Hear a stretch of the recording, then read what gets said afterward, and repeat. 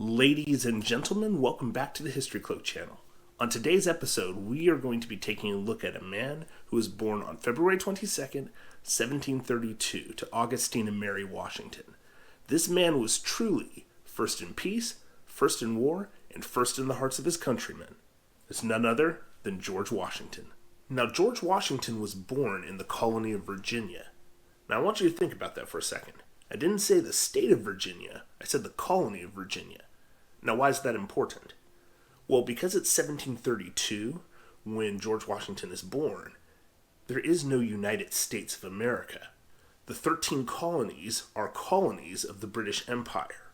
Now, that's going to play an important part later on when we get to the Revolutionary War, probably in episode 3. George Washington, like many kids at the time, was educated at home. And his education only went until the age of 15 because, unfortunately for him, his dad died when he was 11 years old. So the money that would have gone to education beyond the age of 15, in other words, education in a university, education in a college somewhere, unfortunately, that money dried up, and George Washington had to, after the age of 15, support his mom.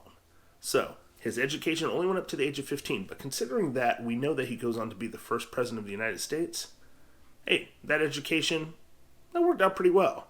Chalk one up for the homeschoolers. Now, at this point, it's going to be important for us that we take a look at a rule of history. Rule of history is this.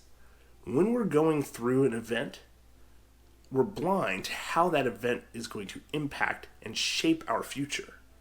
Now, when we're through the event, and we're able to look back years later, our hindsight is 20/20.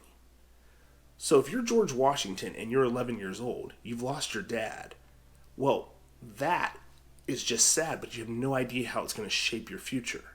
For us who are looking back into the life of George Washington, we can see that because he lost his dad at 11, which meant that he had to stop his formal education at 15 and take care of his family, guess what? He became a surveyor. Now, if you're asking yourself, wait a second, what is a surveyor? I mean, I had to take a survey once. Nope, wrong thing if you're thinking of a survey.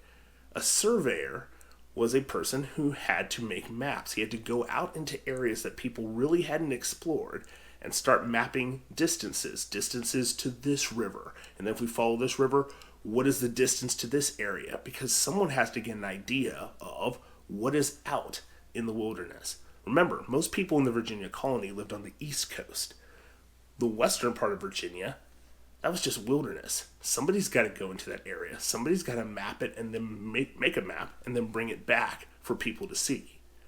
Now, George Washington, why is this important? Surveying.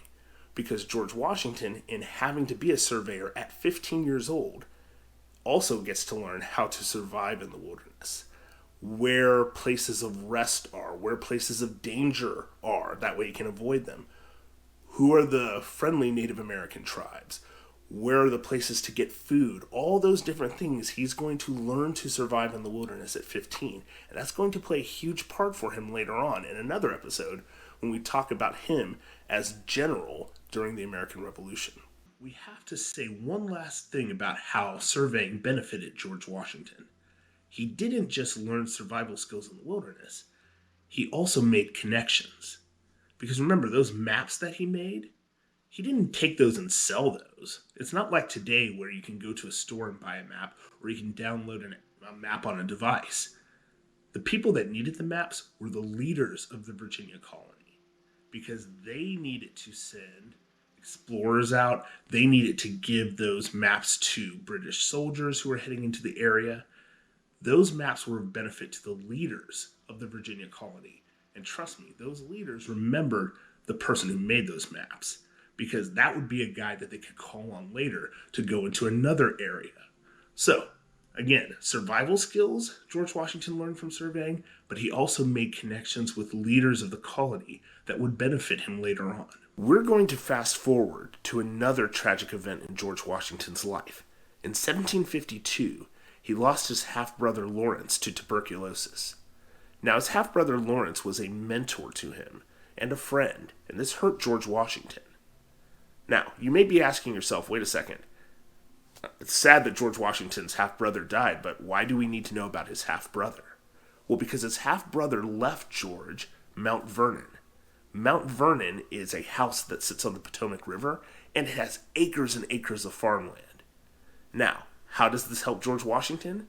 Because he no longer has to save up money as a surveyor. So he quits surveying and moves to Mount Vernon. And this allows him the time to purchase a commission in the military.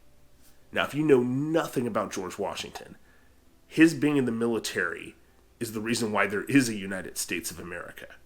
So do you see how sometimes a tragic event, which is tragic and is sad, can change the course not only of a person's life, but maybe of the country that they live in? So is the case with George Washington. But to see how his life in the military impacted the United States of America, you're going to have to wait until the third episode. Okay? So, ladies and gentlemen, I am signing off. I'm Mr. McGee. If you have a comment, leave it politely and nicely and respectfully in the comments section below. Take care, guys.